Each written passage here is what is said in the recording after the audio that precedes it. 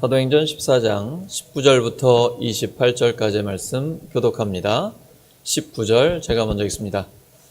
유대인들이 안디옥과 이고니온에서 와서 무리를 초인하여 돌로 바울을 쳐서 죽은 줄로 알고 성 밖에 끌어내치니라.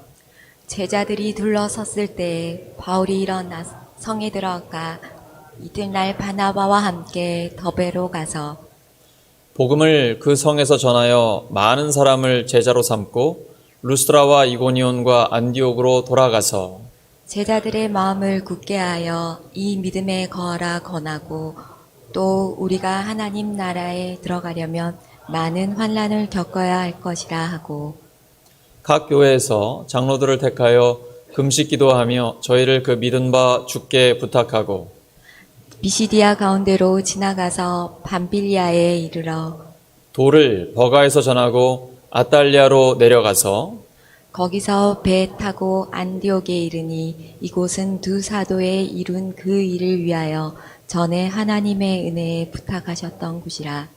이르러 교회를 모아 하나님이 함께 행하신 모든 일과 이방인들에게 믿음의 문을 여신 것을 구하고 제자들과 함께 오래 있으니라. 아멘. 사도행전 14번째 시간 믿음의 문, 믿음의 문이라는 제목으로 하나님의 말씀 전하겠습니다. 우리 교회에 믿음의 문이 열리고 있습니다. 우리가 합심하여 하나님께 기도하고 있는데 새 가족들이 예수님을 구원의 주님으로 영접하고 하나님의 자녀로서 새로운 삶을 시작하고 있습니다.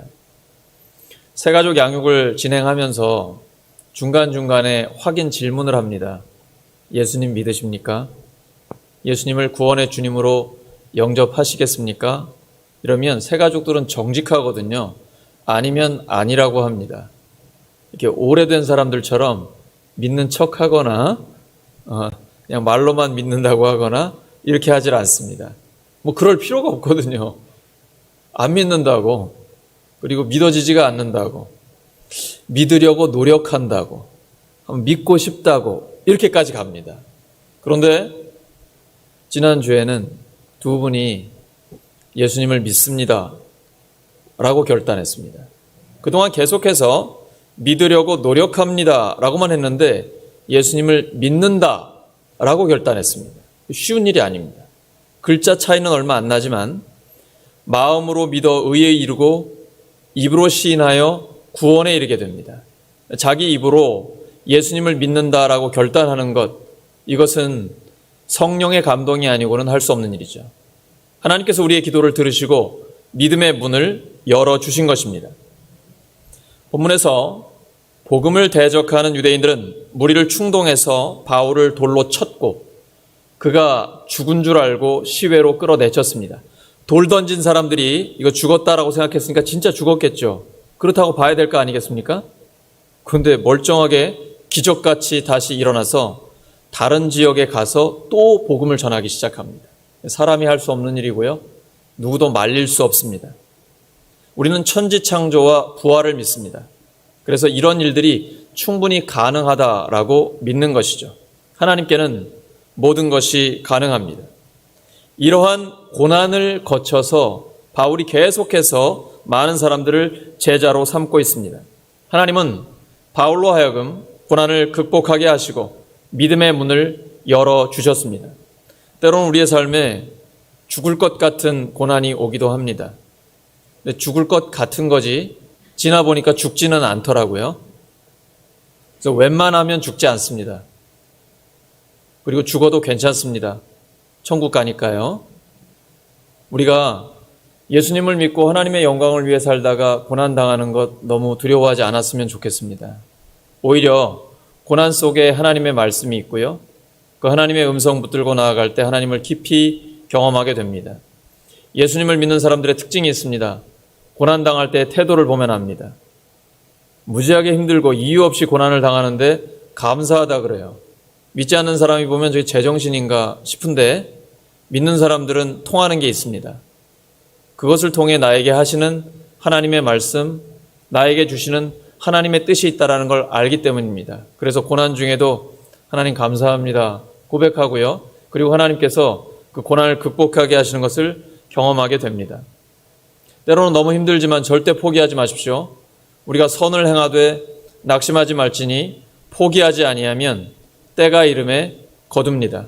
하나님께서 거두게 해주십니다. 하나님 모든 것을 합력해 선을 이루십니다. 하나님이 문을 여시면 닫을 자가 없습니다. 믿음의 문이 열릴 때 결단은 각 개인이 하는 것입니다. 누가복음 5장 16절입니다. 예수는 물러가사 한적한 곳에서 기도하시니라. 예수님은 틈만 나면 하나님과 독대하는 시간을 가지셨습니다. 코로나19가 바로 독대의 기회를 우리에게 주고 있습니다. 사람들을 만나기 쉽지 않기 때문에 하나님과 더 가까워질 수 있는 기회입니다. 기도와 말씀에 집중할 때 하나님과 더 친밀해지고 그리고 확실해지는 것을 우리가 경험할 수가 있습니다. 바울과 바나바는 그러한 고난 중에도 핍박받고 쫓겨나서 이제 비시디아 안디옥에서 동쪽으로 140km 정도 이동해서 이고니온에 도착했습니다. 두 사도가 함께 유대인의 회당에서 말씀을 전했습니다. 함께 했습니다. 선교는 함께 하는 것입니다. 수리아 안디옥에서 두 사람이 파송을 받고 이제 바울과 바나바가 함께 선교하고 있습니다.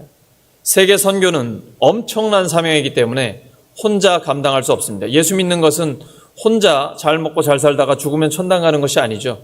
우리에게 주신 하나님의 사명이 있습니다. 그렇기 때문에 늘 함께 한다.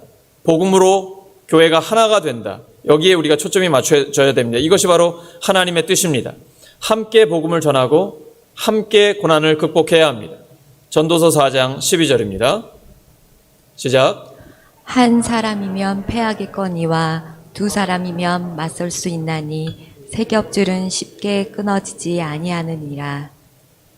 우리에게 복음의 동역자들, 믿음의 동역자들을 주신 이유가 있습니다. 함께 기도할 때 하나님이 역사해 주시고 그리고 한 사람이 힘들어도 다른 사람이 세워주면서 같이 승리할 수 있기 때문입니다. 예수를 믿으려 하지 않는 유대인들은 이방인들을 선동해서 믿는 형제들에게 악의를 품게 했습니다. 하지만 주께서 친히 은혜의 말씀을 증언하셨습니다. 사도행전 14장을 읽어보시면 주어가 바나바나 바울이 아닙니다. 주님께서 함께, 늘 주어는 주님입니다.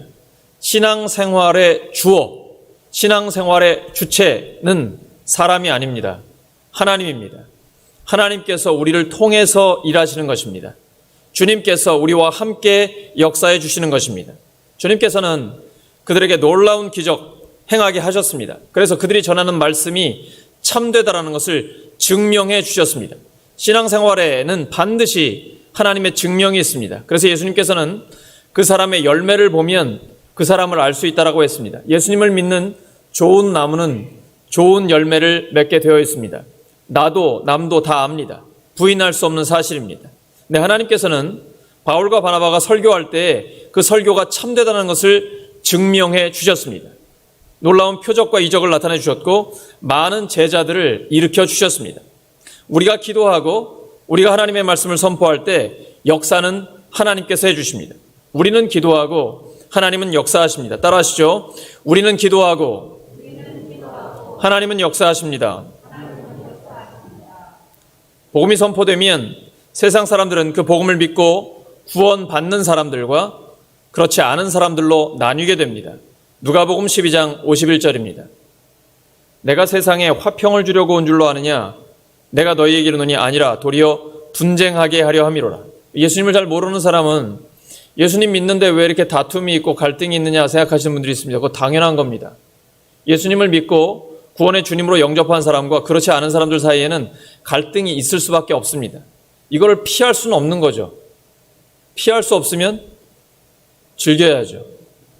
하나님께서 우리에게 복음을 주셨을 때는 그 복음은 말씀의 검이기 때문에 나누어지는 일이 있게 됩니다. 그런데 이것은 피할 수 없기 때문에 우리가 복음 전하면서 때로는 열매가 맺히지 않을 때도 있습니다.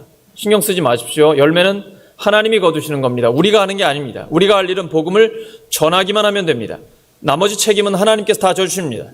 우리는 예레미야처럼 가슴이 불붙는 것 같아서 사명을 감당할 뿐입니다. 결과는 하나님께 맡겨드리면 됩니다. 그리고 하나님은 반드시 그 열매를 주십니다.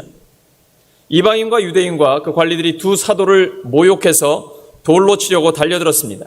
레위기 24장 10절에서 16절에 기록된 말씀을 그들이 적용한 것일 겁니다. 여호와의 이름을 회방하면 돌로 쳐서 죽이라는 율법입니다. 아마도 그 법을 적용했을 텐데 신앙생활을 잘못하면 율법적 잣대로 하나님의 사람을 죽이려고 할 수도 있습니다. 무서운 것입니다. 신앙생활에서 가장 조심해야 될 것이 율법주의입니다. 율법 자체는 선한 것이지만 율법주의가 돼서 나는 의롭고 당신은 죄인이다, 이렇게 정죄하고 비난하게 되면 사람을 살리지 못하고 죽이게 됩니다. 율법주의라는 것이 사람을 매우 비참하게 만들고 모든 사람들을 괴롭게 만드는 것입니다. 그래서 신앙생활을 할 때에는 항상 내가 예수 그리스도의 의로 살아가고 있는지 아니면 자기 의로 살아가고 있는지 점검을 해야 됩니다. 하나님의 뜻은 사람을 살리는 것입니다. 신앙생활을 열심히 하는 사람, 그리고 또 교회 학교 교사들은 이 부분을 더 우리가 마음에 새기고 있어야 됩니다. 내가 열심히 하기 때문에 자꾸 나의 의의가 드러나기가 쉽거든요. 그때가 위험한 순간입니다. 항상 나의 의의는 내려놓고 나의 의의는 전혀 없습니다. 예수 그리스도의 의의만 가지고 나아가야 됩니다. 교회가 복음으로 하나가 되려면 이렇게 자기 의의가 아니라 예수 그리스도의 의의를 가지고 늘 용납하고 용서하고 품어줄 때 가능합니다. 누구든지 그리스도 안에 있으면 새로운 피조물이라 이전 것은 지나갔으니 보라 새 것이 되었도다. 신앙생활하면서 과거를 자꾸 이야기하는 것은 건강하지 못합니다. 우리 교회는 철저히 미래지향적이어야 합니다. 기도하는 교회는 철저히 미래지향적입니다. 하나님이 위에서 부르신 부르심의 상을 향하여 표대를 향하여 담대하게 나아가는 것입니다. 과거에 얽매이지 마시기 바랍니다. 하나님이 부르신 부르심의 상을 향하여 표대를 향해 달려나가는 것이 우리 교회가 나아가야 할 방향입니다. 그동안 나름대로 평온했던 이고니온에 복음이 선포되자 난리가 났습니다. 왜냐하면 복음은 듣는 것으로 끝나지 않고 듣는 자들에게 변화를 일으키기 때문입니다. 이것은 좋은 일이 일어날 징조입니다. 이제 하나님의 은혜와 복이 충만하게 임할 것입니다. 복음이 선포됐을 때 그때 사람들에게 듣기 싫은 말을 듣기도 하고 어려움을 당하기도 합니다. 그런다고 멈추시면 안 됩니다. 그건 좋은 일이 일어날 징조입니다. 복음의 역사가 있는 곳에는 다툼과 분열이 있기도 하고 여러 가지 적대하는 세력들이나 또 그렇게 하지 말라고 비난하거나 핍박하는 사람이 있기도 합니다. 하지만 진리를 아는 사람은 진리를 모르는 사람 앞에서 침묵해서는 안 됩니다. 그것은 죄악이죠. 하나님께서 우리에게 복음의 진리를 주셔서 우리를 영원한 생명을 얻은 하나님의 자녀로 만들어 주셨는데 이제는 우리에게 사명이 맡겨진 것입니다. 진리를 아는 사람은 진리를 모르는 사람에게 진리를 선포할 사명과 의무가 있는 것입니다. 우리는 그 사명을 감당하기만 하면 됩니다. 받아들이지 않고는 그들의 책임입니다. 우리는 기도할 따름이고 그저 복음을 선포하고 끝까지 사명만 감당하면 되는 것입니다. 열매를 거두는 것은 하나님께서 해 주십니다. 이제 하나님께서 은혜와 복을 충만하게 내려주실 것입니다. 그 징조에는 시작에는 갈등이 있기도 합니다. 예수님을 믿는 사람들은 적극적으로 사명을 감당해야 합니다. 그렇지 않으면 사탄이 활개를 칩니다. 전도에는 기도와 지혜 그리고 용기가 필요합니다. 예수님의 제자들은 복음의 특공대가 되어야 합니다. 핍박을 받은 두 사도는 남동쪽으로 피해서 루스트라와 더베야 그 근처로 가서 복음을 계속해서 전했습니다. 루스트라에는 우리가 잘 아는 것처럼 태어나면서부터 걸어본 적이 없는 그 장애인이 있었습니다. 근데 바울이 말씀을 전하면서 그 사람을 주목해 보니까 구원받을 만한 믿음이 있었습니다. 여기서 구원받을 만한 믿음은 치료받을 만한 믿음, 건강해질 수 있는 믿음이라는 것입니다. 이 믿음이라는 것은 영적으로 구원받는 것도 마찬가지고 육체적으로 건강해지는 것도 믿음이 필요한 것입니다. 믿음은 이 육체적 치유, 영적 치유 모두를 받는 데 필요한 조건입니다. 마가복음 5장 34절입니다. 시작. 예수께서 이르시되 딸아 내 믿음이 너를 구원하였으니 평안히 가라 내 병에서 놓여 건강할지어다. 예수님 말씀하셨죠. 내 믿음이 너를 구원했으니 너의 병에서 놓여 건강할지어다. 의사들도 못 고친 불치병이었습니다. 12해를 혈루증으로 알아온 이 여자가 예수님의 옷에만 손을 대도 낫겠다라는 믿음을 가지고 갔는데 진짜 나은 겁니다. 근데 주님 말씀이 너의 믿음이 너를 구원하였다라는 겁니다. 이러한 믿음을 우리에게 주시는 거죠. 그리고 예수님의 이름으로 치료가 되는 것입니다. 선천성 지체 장애우를 치료하자 사람들은 바나바와 바울을 제우스와 헤르메스라고 그리스 신화에 나오는 그 신으로 경배하려고 했습니다. 이게 마귀의 시험입니다. 하나님께서는 가정과 일터와 교회에서 우리를 통해 하나님의 일들을 이루십니다. 성공한 사람들, 하나님의 부흥을 경험한 사람들은 조심해야 됩니다. 교회에서 중직자가 될수록 점점 더 겸손해져야 됩니다. 착각합니다. 나에게 능력이 있다고 생각합니다. 아니에요. 그 순간부터 하나님의 역사 경험 못합니다. 능력은 오직 하나님께 있습니다. 그래서 영광은 하나님만 받으셔야 합니다. 근데 마귀는 끊임없이 우리를 유혹합니다. 네가 영광 다 받아. 잘했어. 이게 지금 바나바와 바울이 받고 있는 유혹입니다. 그때 그들이 옷을 찢어버립니다. 제가 볼 때는 좀 다혈질적 기질이 있지 않나 싶기도 한데 이거 마음을 찢어야 됩니다. 하나님, 하나님만 영광 받아주시옵소서. 나는 똑같은 사람일 뿐이요 그저 하나님 앞에 쓰임받는 도구일 뿐입니다. 근데 사람들은요 눈에 보이는 걸 원합니다. 뭔가 사람이나 물질을 보고 싶어해요.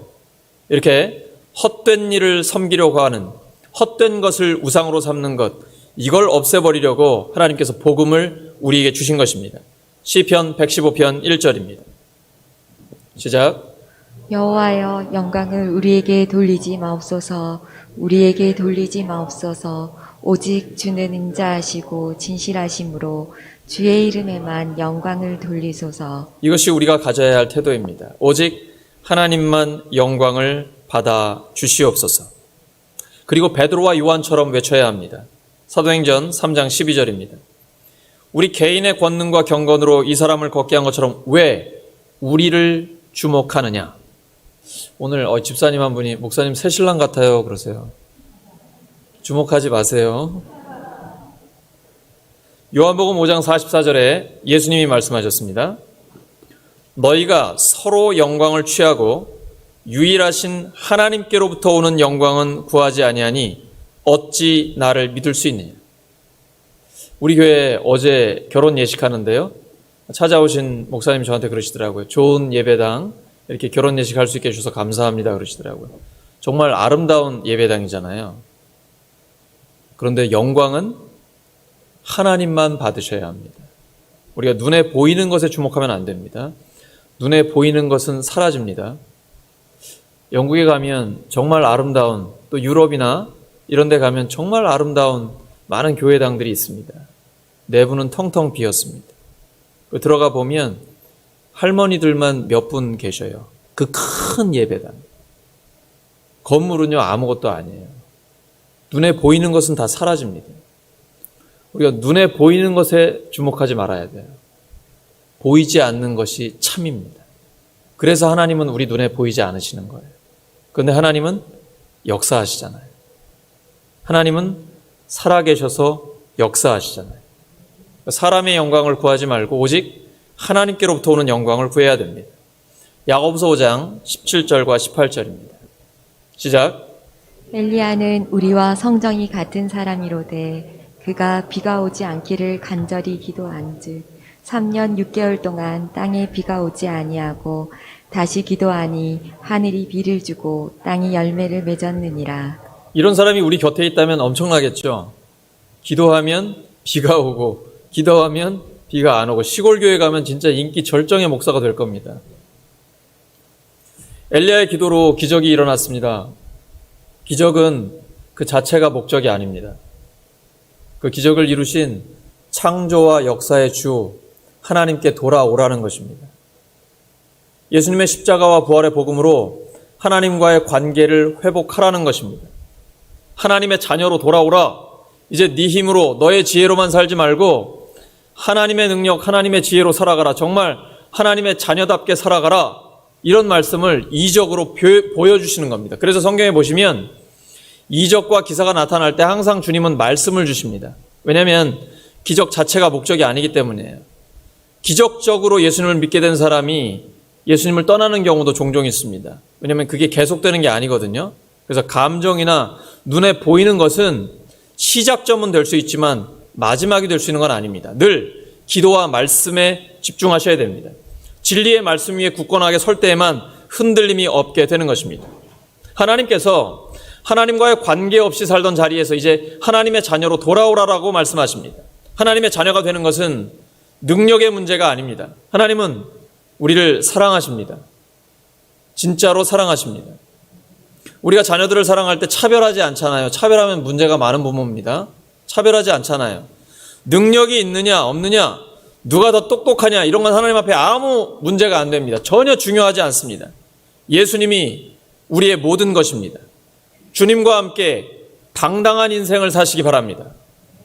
주님과 함께 당당한 인생을 사시기를 예수 그리스도의 이름으로 축원합니다. 옆 사람 축복해 주시기 바랍니다. 주님과 함께 당당하게 사시기 바랍니다.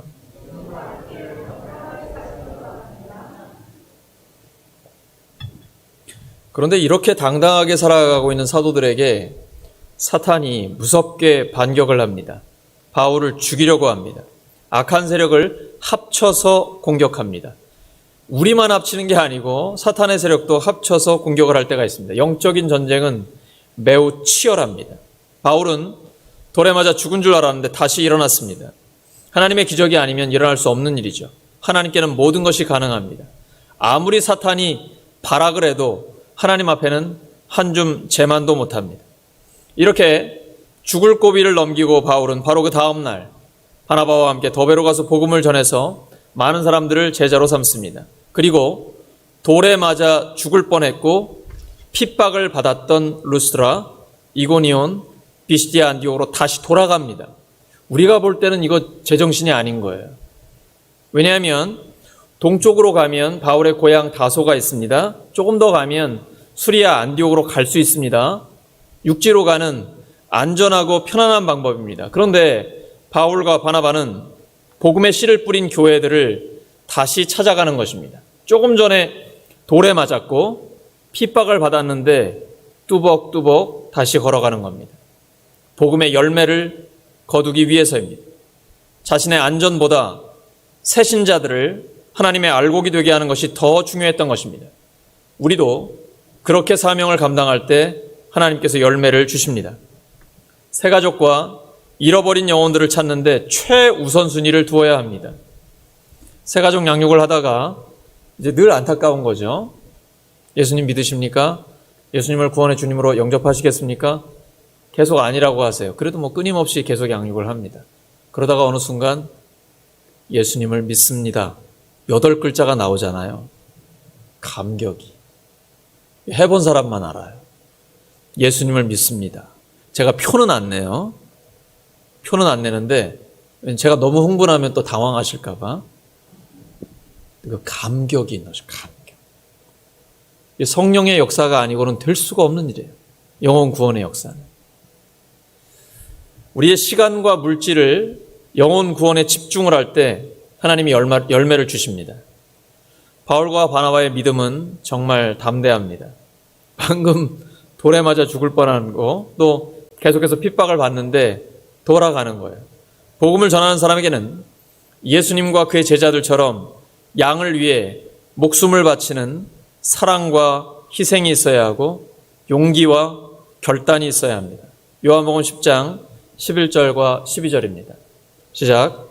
나는 선한 목자라. 선한 목자는 양들을 위하여 목숨을 버리거니와 싹구는 목자가 아니요 양도 제 양이 아니라. 이리가 오는 것을 보면 양을 버리고 달아나나니 이리가 양을 물고 가 또 해치느니라. 우리는 선한 목자가 되기를 원합니다. 그러려면 양들을 위해 목숨을 버려야 합니다. 작은 것부터 실천해야 됩니다. 자꾸 내가 섬기고 나를 내어주고 희생하고 고난을 마다하지 않고 스스로 고난을 자처하고 양을 살리기 위해서, 영혼을 살리기 위해서. 그게 예수님이 우리에게 보여주신 모범입니다. 바울은 제자들의 마음을 굳게 합니다. 용기를 북돋아요.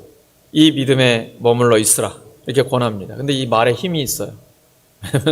죽을 고비를 계속 넘기고 있잖아요. 사실 저 같은 경우는 설교는 하고 있지만 바울과 바나바에 비교한다면 뭐 먼지만도 못하죠. 이 사람들은 복음을 위해 고난과 순교를 마다하지 않는 사람들이기 때문입니다.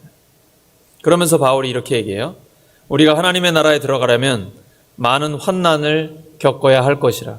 근데 환난을 당하고 있는 사람이 이런 말을 하니까 이 말에 힘이 있는 거예요. 우리가 하나님 나라에 들어가려면 많은 환난을 겪어야 할 것이라. 바울에게는 그 환난의 흔적이 있습니다. 고난의 흔적이 있어요. 아마 루스라에서 돌에 맞은 흉터일 것입니다. 갈라디아서 6장 17절입니다. 시작. 이후로는 누구든지 나를 괴롭게 하지 말라. 내가 내 몸에 예수의 흔적을 지니고 있노라. 예수의 흔적. 이 흔적이 헬라어로 스티그마입니다. 많이 들어보셨죠? 스티그마. 바로 어떤 상처, 흔적을 이야기하는데 바울에게는 그게 있는 거예요.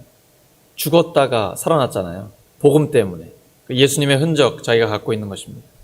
그 당시에는 그리스도인들이 환난을 당하는 것은 당연하게 받아들여졌습니다. 그리스도의 영광에 참여할 사람들은 지금 그리스도를 위해 고난을 당하는 사람들입니다.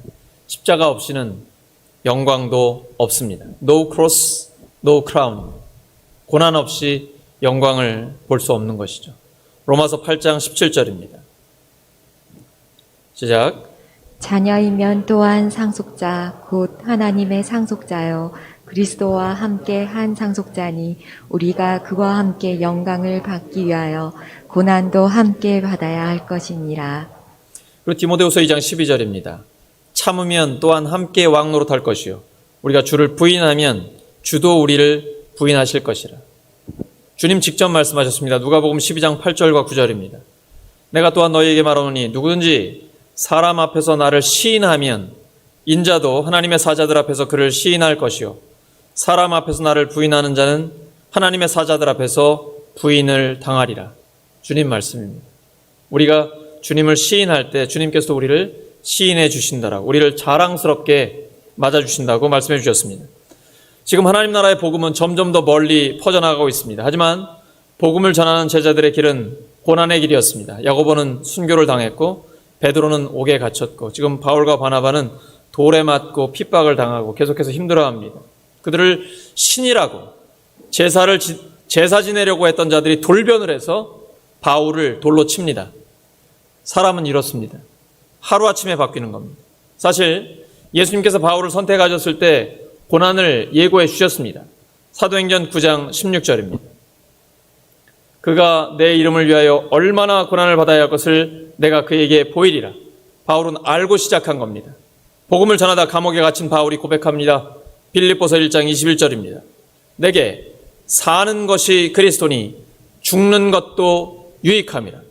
사실 감옥에 갇혀있는 바울은 내일 죽을 수도 있습니다. 실제로.